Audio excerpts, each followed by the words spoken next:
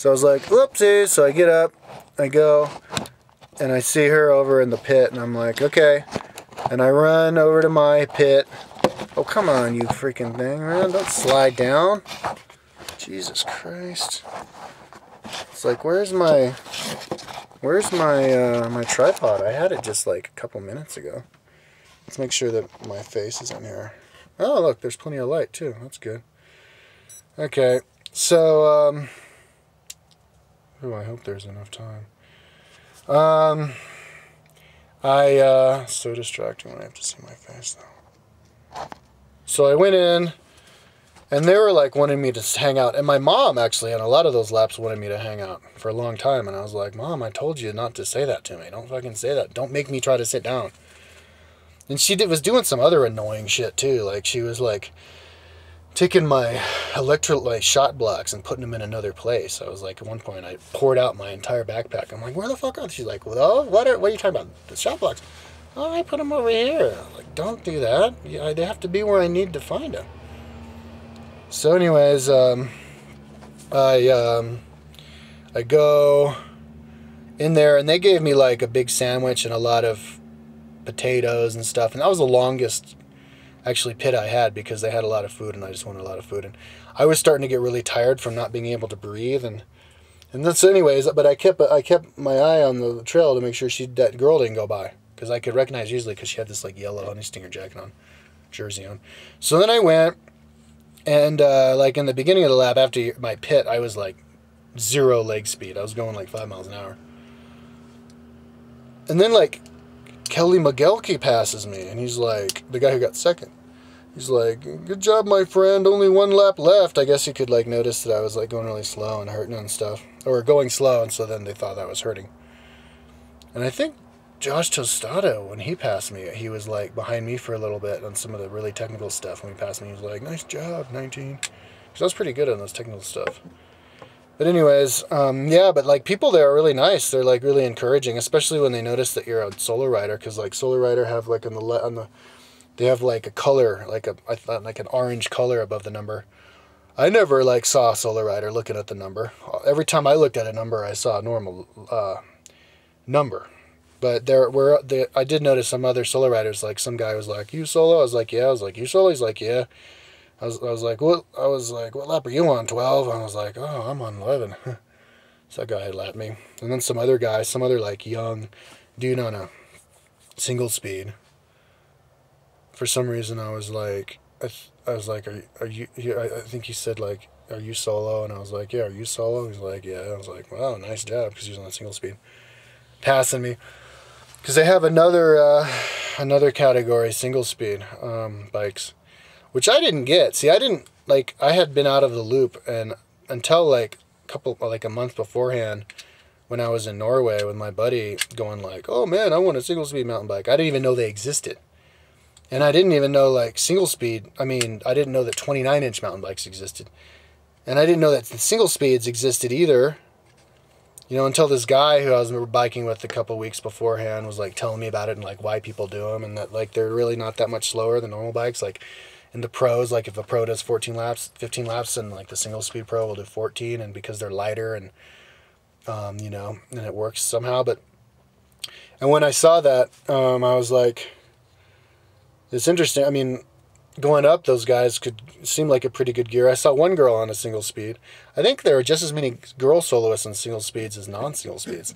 And she was like cranking it, like so slow, still on the bike going up the steep part. And so I could never be a single speed guy on an endurance ride. I would blow my knee out on the first like 2 hours.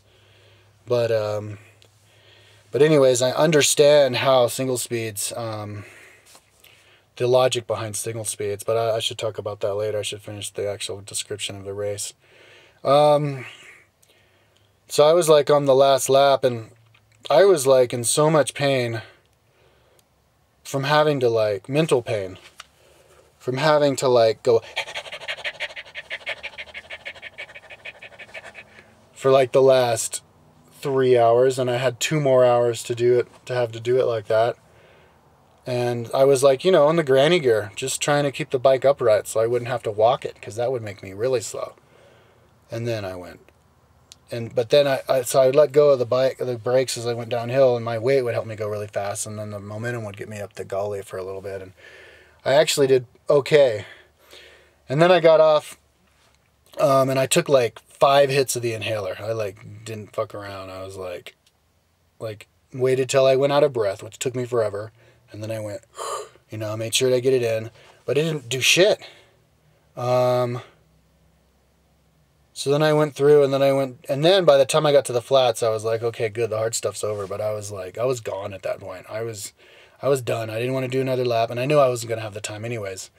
And all these people are zooming by me like, you know, this is your last lap. Like, they're really, really, really supportive, and people who passed, you know, they would notice you're a solo rider, and they're like, nice going solo, man, badass.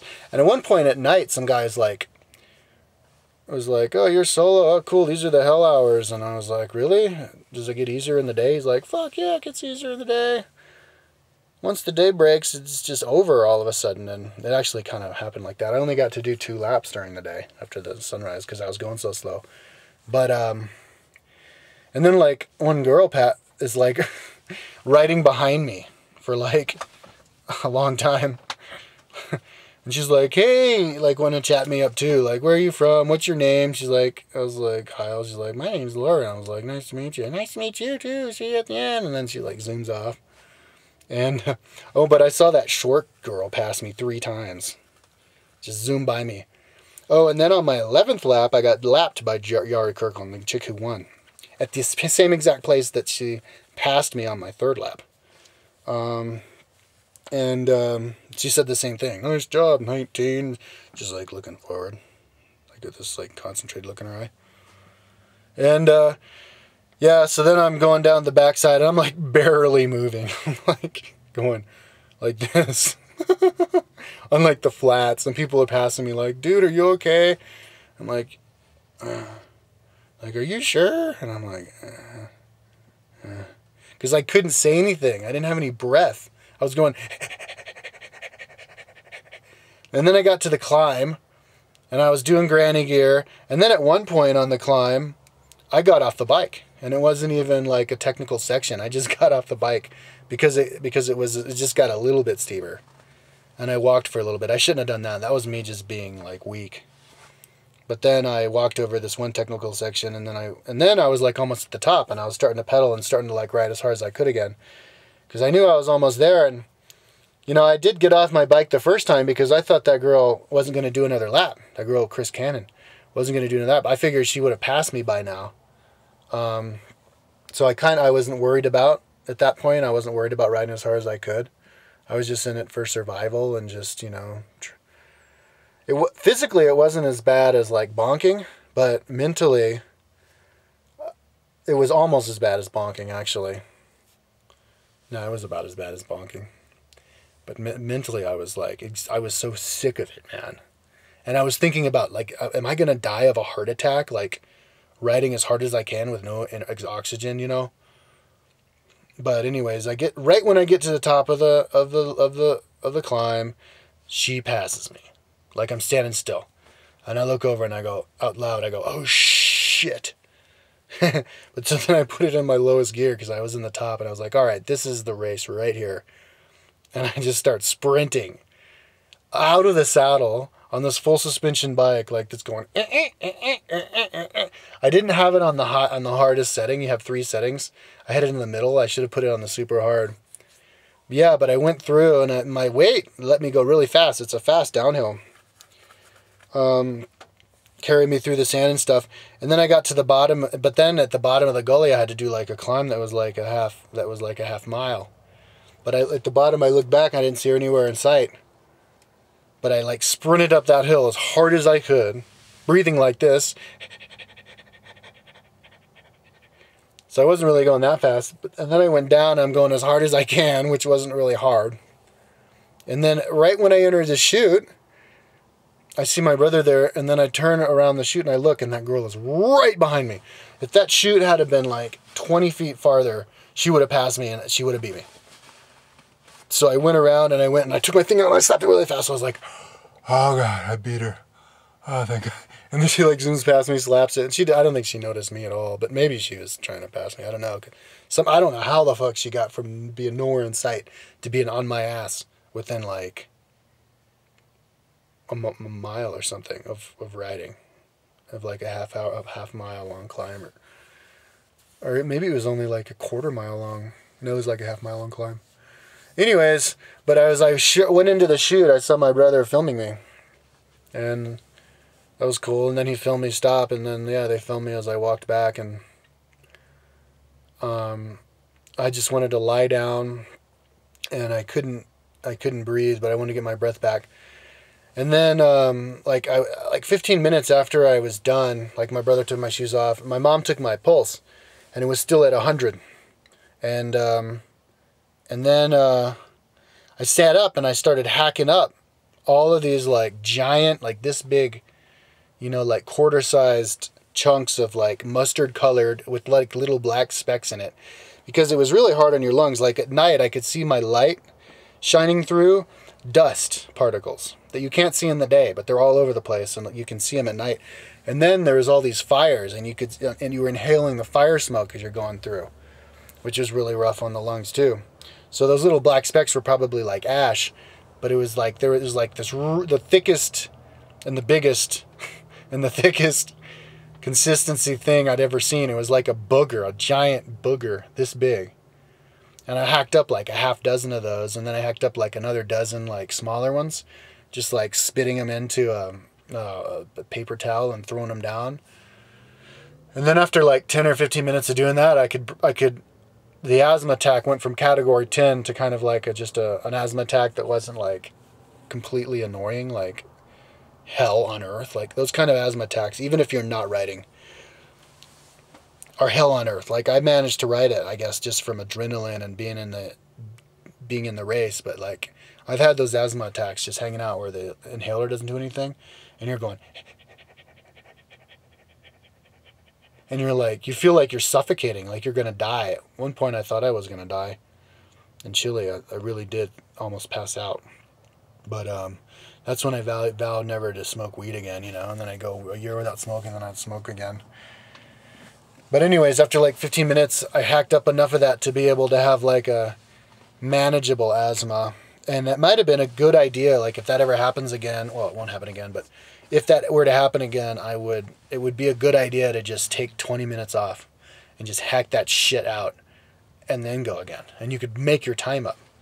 But anyways, next time I do a race like that, even if it's only like a short distance race, mountain bike race, I'm going to wear a mask the entire time so that I don't get any asthma at all, because it'll save time that way. And I was like, I put on a mask today and I was breathing on it, and it didn't seem like it hinders you really that much.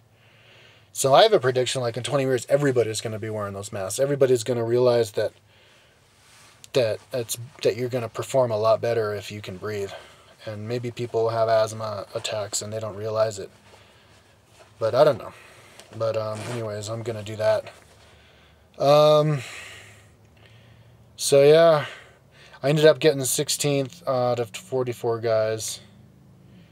It was funny, I came through one lap, like a night lap, and the race director goes, "Oh, look, and here's Kyle Pounds, and look what he wrote on his thing." And I wrote, "I have to win this race at all costs." What did I write?